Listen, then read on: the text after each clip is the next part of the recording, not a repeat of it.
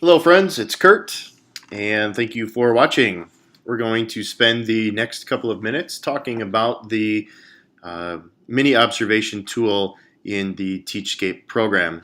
You can see that I've already logged in here as an administrator, and I have my uh, options here that I can click on to navigate to Teachscape Reflect, which is where I'm going to go now, to open up uh, and get to and navigate to the teacher practices portion of the Teachscape program.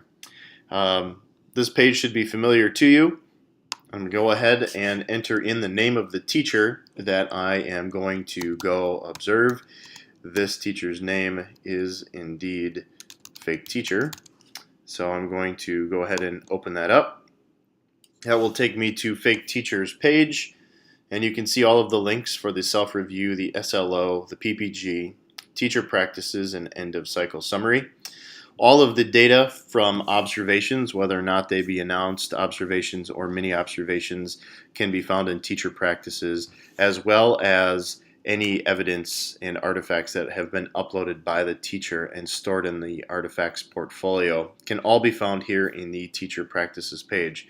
I'm going to go ahead and open up the teacher practices page and show you what that looks like.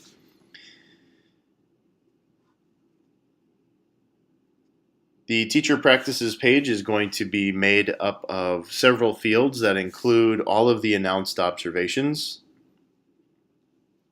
And there are several fields there for announced observations and several mini observations. And I'm going to go ahead and scroll down to the very bottom where you can see the links that you can click on to review artifacts. So if a teacher has uploaded artifacts and has shared those artifacts with you, this is where you would be able to go and review and see what has been uploaded.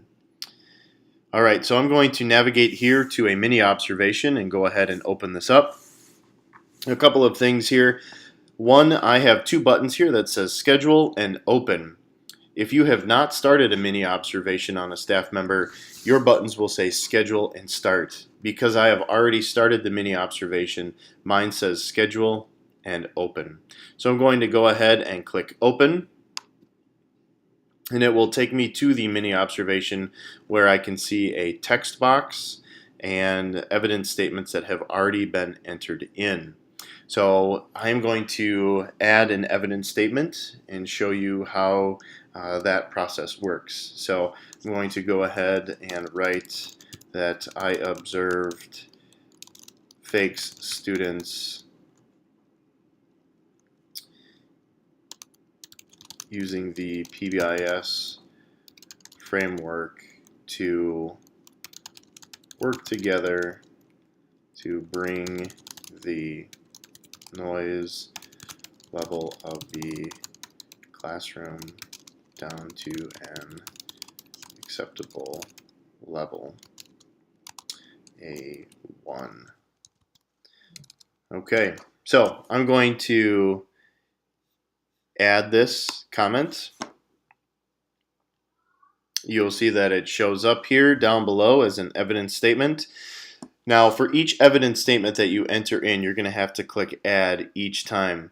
Sometimes there is a lag between adding a piece of evidence and opening up a new comment. And if you're finding that this lag is troublesome or is interfering with your ability to capture data in a timely fashion, a really fine backup plan would be to have a blank Google Doc open and ready where you can capture all of your notes and upload those notes later into this mini observation.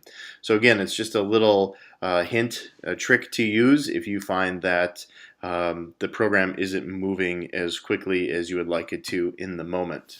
With that being said, I'm going to go ahead and tag this evidence as belonging to one of the observable components in the Danielson framework. You can see that I've already tagged these pieces of evidence, and this is what it looks like once it's tagged. And you can see that these two pieces of evidence have not yet been tagged. So I'm going to go ahead and click the tag button.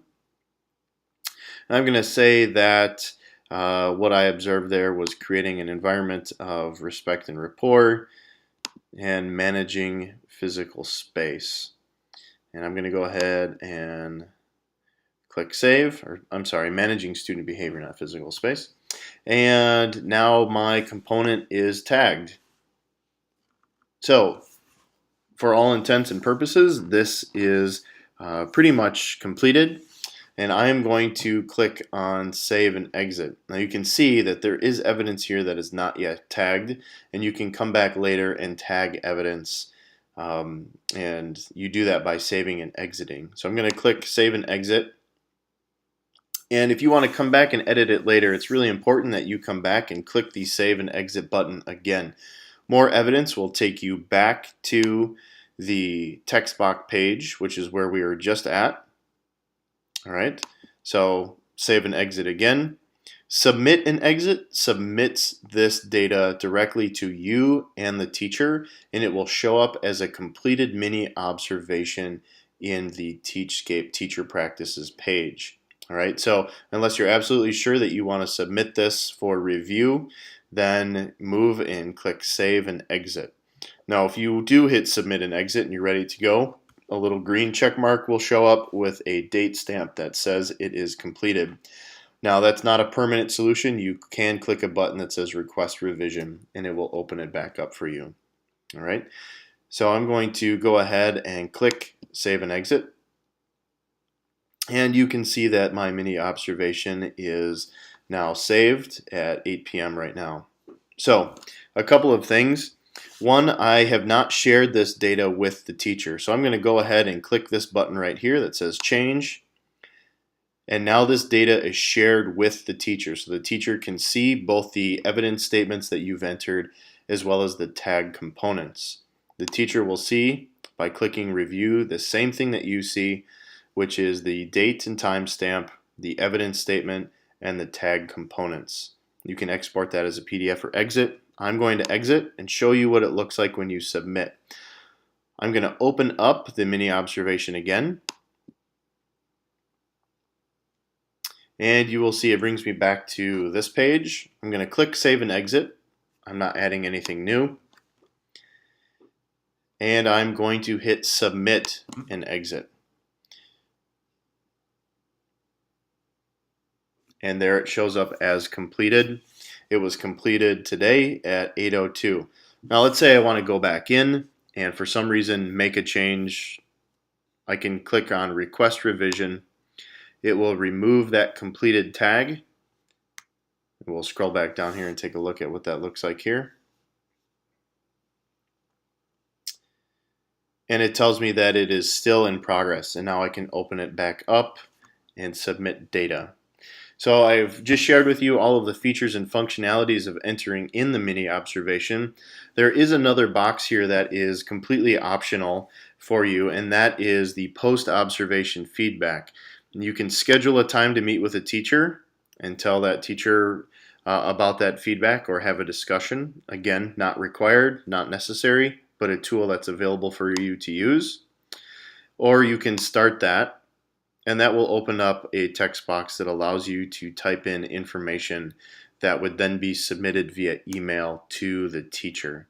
And as that opens up here, I will show you what that looks like. So I can say, thank you for the opportunity to visit your class today.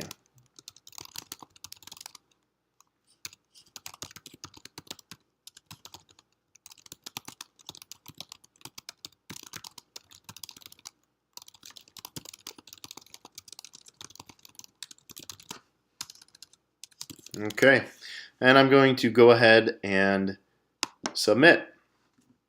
And it says, are you sure you want to submit this feedback? Once it is submitted, it is read-only and cannot be modified. Again, you can revise it later, but probably a few reasons to do that.